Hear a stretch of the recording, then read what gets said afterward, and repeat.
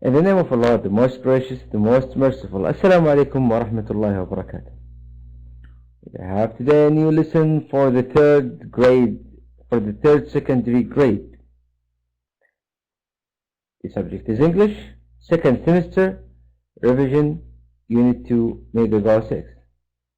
This lesson is prepared by Mr. Muhammad al-Bahiri and presented by me, Muhammad al-Thaymeen.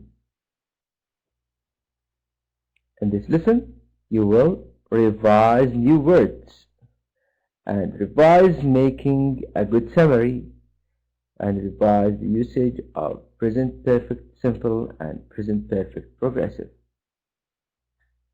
First of all, I would ask you, what is the difference between present perfect simple and present perfect progressive? Yes, think about the difference between these two tenses. We have studied before the differences between the present perfect tense and present perfect progressive. We said something have to do with the time and something have to do with the results. Try to remember.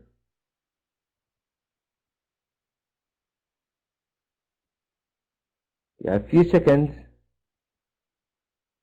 to recall. Excellent. So the present simple or the present perfect simple expresses an action that is still going on or that stopped recently but has an influence on the present.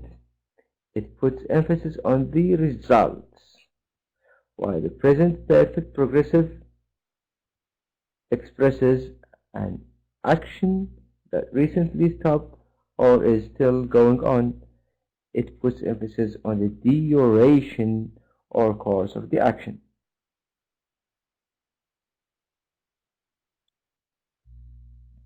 Here it is. The present perfect simple, as I said, expresses an action that is still going on or that stopped recently but has an influence on the present. It puts emphasis on the results, while the present perfect progressive expresses an action that recently stopped or is still going on. It puts emphasis on the duration or course of the action. Now let's revise the questions that we have answered before. Complete the sentences with the present perfect simple or the present perfect progressive of the verb in brackets. So we have the verbs learn, sent or already sent, want or always want, try, be, and just. We want to put them either in the present perfect simple or present perfect progressive. Let's go. Now, first sentence.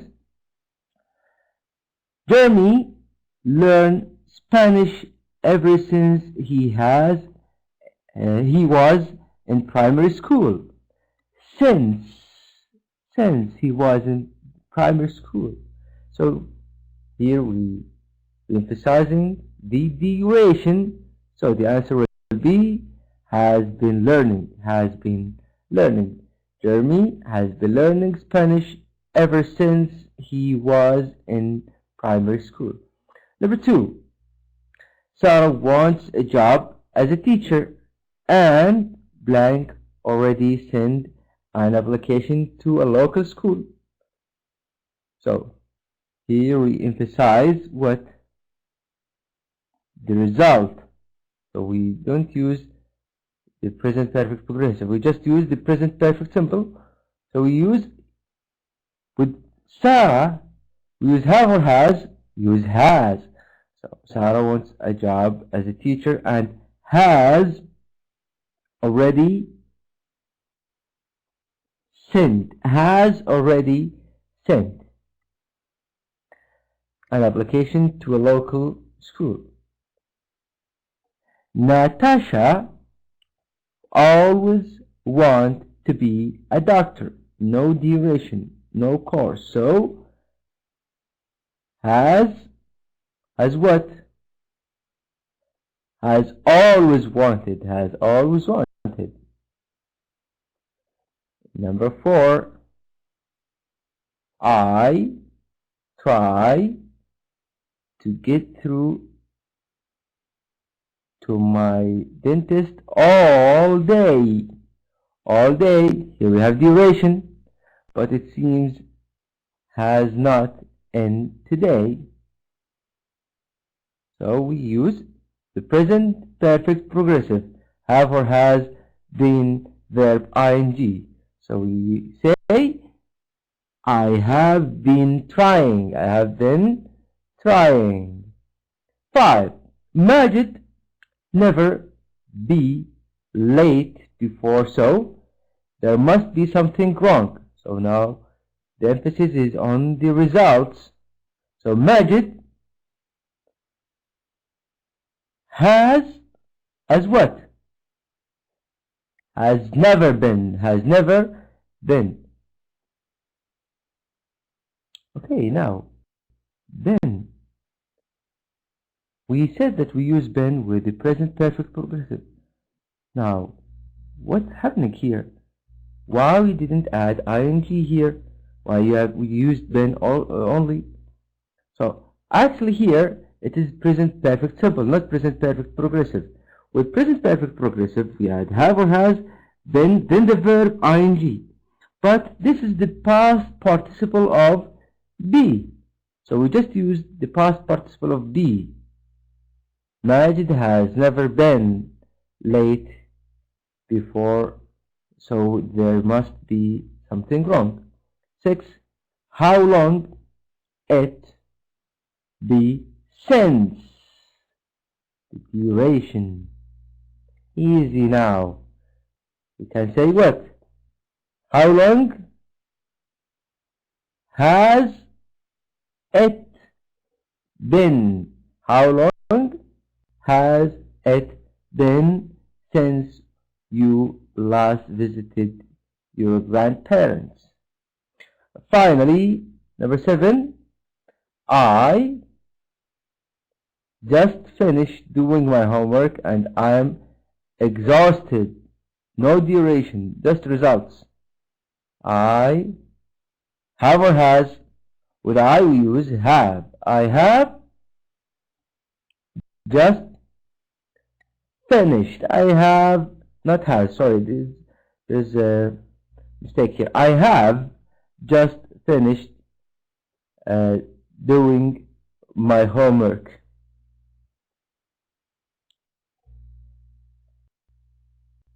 Okay, edit the following examples in order to make them more reader friendly. Here it's just like orders. Don't use the elevator if you don't want to get killed. We want to make it more friendly.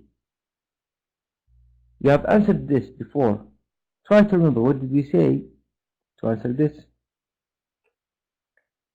Yes, you can use your style. I'll show you my own style. I have 2 styles.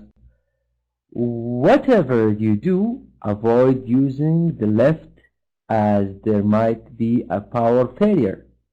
Use the stairs instead. This is one way. I made it more friendly. You can make your own way, your own style. Another style. Use the stairs to get out of multi-story building. Avoid using the left. Okay, the second sentence.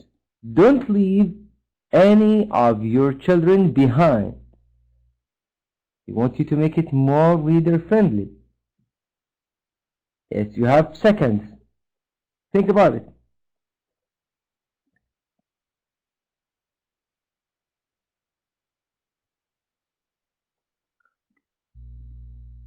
Okay, I'll show you now 2 styles to replace the sentence. The first one, check to make sure all the members of your family are with you. The second way, do a head count to make sure no one is left behind or has stayed behind. And last sentence here, don't shout for help. You will get tired and faint. So what can you say instead of this? Yes, you have a few seconds. Think about it.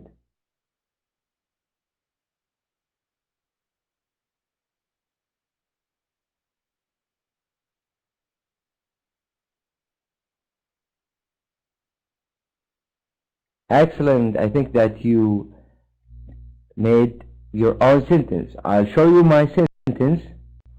Try to use a whistle or stick or other object to make noise if you get trapped. Or avoid shouting to save oxygen and energy until people get to you. And I've explained this sentence. I think that you remembered. How did I explain the word whistle? I have whistled like this. So this is this is one way of rewriting the sentence, and this is the other way. Don't shout for help, you get tired and faint. Here, try to use a whistle or stick or other objects to make noise if you get trapped. Or avoid shouting to save oxygen and energy until people get to you. Now we have steps or ways to summarize. We have finished talking about the grammar. Now we will talk about how to make a good summary. When you want to summarize a paragraph, you should first follow these instructions. A summary is shorter than the original text, of course. When you are asked to make a summary, don't make it longer. It must be shorter than the original text.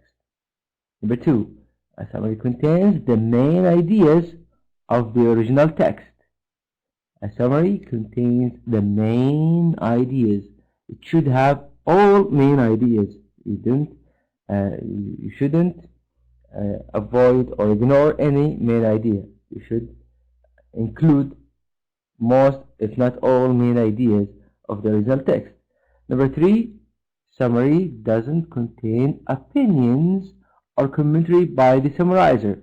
When you want to summarize, when you want to make a text shorter, don't put your own commentary or your own opinions. Don't say after you finish summarizing, you said, but I think what the writer said is correct, or I think he's not correct, or you show your opinion. No, it's not a way of summarizing. Avoid your opinions. Now we have the final exercise for vocabulary. Now we have these words. I'll try to remind you with the meaning of these words. First of all, detectable, that you can detect, you can find it, you can see it. This is the meaning of detectable. Disoriented, disoriented means that lose the sense of the direction. To lose the sense of the direction. Exhilarating, making one feel very happy. Exhilarating, making someone feel very happy. Haggard, looking exhausted and unwell. You appear as unwell. Hallucinating, it's like the Arabic word. When you see or hear something, or when someone, or let's say making one feel very to see or hear things that are not real. I will not say you, but hallucinating, to see or hear things that are not real because of illness. Intact means not damaged. Intact means not damaged or complete, not in an appropriate way, or complete. Reception, the word reception, we know it as when we use with the person, we say this person is reception because he's receiving people. But when we say the reception of the phone or the reception of the radio, it means that the strength of the waves of something. Startling means astonishing or remarkable. Startling means astonishing or remarkable. Now let's try to answer this exercise and match these terms to the definitions. First of all, detectable. What do you think the answer is? Detectable. Is it A, B, C, D, E, F, G, or H? Able to be found. Excellent. Able to be found. So the answer is B. Disoriented is remaining whole and unharmed, imagining things that are not real, very thin and tired, the quality of radio waves received by a device, very surprising, causing a strong feeling or excitement and happiness, confused. The answer is H, confused. Excellent. H, confused. Number 3, exhilarating. Exhilarating. I said that the word exhilarating means, you remember? Making one feel very happy. Making someone feel very happy. So the answer is excellent, causing a strong feeling of excitement and happiness. G, haggard. I said haggard means looking exhausted and unwell, especially from fatigue, worry, or sufferance. So what's the answer? Very thin and tired. Excellent. Very thin and tired. So the answer is C. Number 5, hallucinating. Seeing or hearing something not real. Imagining things are not real. Excellent. Imagining things are not real. So the answer is B. 6, intact means undamaged or unharmed.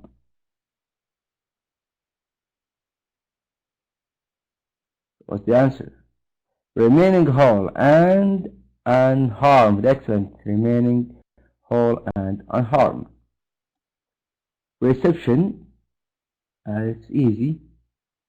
The quality of radio waves received by device. The quality of radio waves received by a device. Startling, we have only F, which is very surprising. As I said, astonishing or very surprising. Thank you for your attendance today, and here is the summary of what you have studied today. We have studied how to make good summary, and we have studied 2 rules or 2 tenses in grammar, which is present perfect, simple and present perfect, progressive, and we have answered exercises about these 2 tenses. Then we had Also, vocabulary, we have answered the vocabulary. Here are the references of today's lesson.